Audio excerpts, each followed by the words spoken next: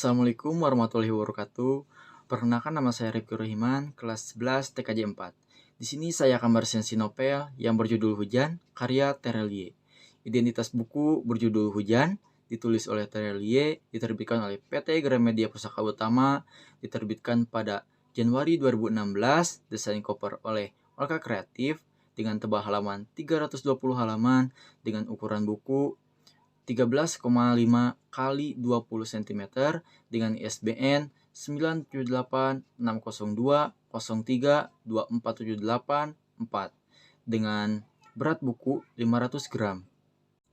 Novel Hujan ini menceritakan tentang Esok dan Lail yang memerankan tokoh utama. Keduanya dipertemukan pasca gunung meletus pada tahun 2042. Sedangkan tokoh pendampingnya ada Maryam yang menjadi sahabat Lail, wali kota beserta istrinya, Claudia, Elijah, ibunya Lail, ibu penjaga asrama, dan ibunya Esok. Efek dari gunung meletus ini teramat dahsyat, di samping telah melulantakan sebagian besar di isi bumi. Bencana alam ini hanya menyisakan 10% manusia di bumi dan juga mengacaukan iklim serta cuaca bumi. Tokoh laki-laki bernama Esok atau yang bernama lengkap Soke Bahtera ini digambarkan sebagai anak muda yang jenius dan pintar. Pada usia 16 tahun harus pindah ke ibu kota, melanjutkan sekolah dan berhasil menciptakan mobil terbang untuk yang pertama.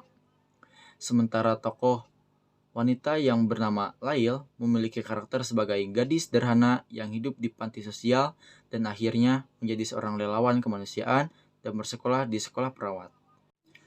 Lail ternyata mempunyai perasaan lebih pada Esok. Perasaan ini ia pendam bertahun-tahun lamanya tanpa pernah bisa mengungkapkannya.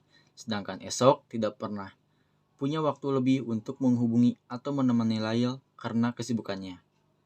Mengambil latar tahun 2042 sampai 2050, novel ini mengandung genre skin fashion yang dibumbui oleh kisah romans percintaan remaja.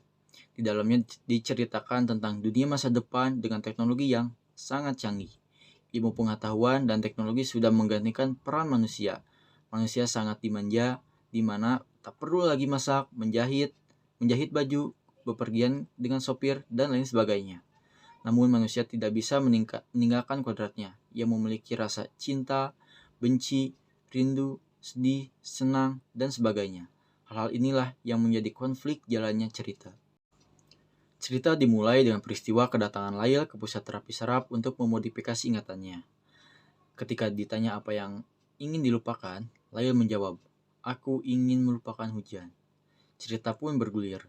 Dengan dibantu oleh Elijah, seorang paramedis senior, Lail menceritakan seluruh kisah hidupnya sejak peristiwa bencana alam tersebut hingga saat dia mendatangi pusat terapi saraf tersebut. Cerita kemudian bergulir dengan sangat apik dan membuat ending yang sangat-sangat tidak mengecewakan. Kelebihan dari novel Hujan adalah materi bahasa di dalam novel Hujan cukup ringan dan mudah dipahami. Meski halamannya cukup tebal, namun dalam novel ini segala sesuatunya terasa pas. Alurnya tidak membosankan dan sudah sesuai dengan jalan cerita, tidak terasa dipanjang-panjangkan atau dilambat-lambatkan. Bahkan di beberapa bagian ada yang dipercepat ceritanya. Jalan ceritanya sendiri tidak bisa ditebak sama sekali.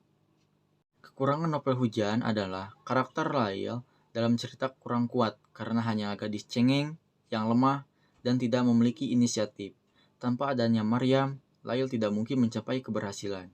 Alangkah baiknya, sebagai tokoh utama Lail digambarkan sebagai seorang inisiator, bukan pengikut. Meskipun dalam cerita ini hasilnya bagus. Semua aspek yang terkandung pada cerita hanyalah seputar ilmu pengetahuan dan teknologi saja, tanpa menyinggung agama.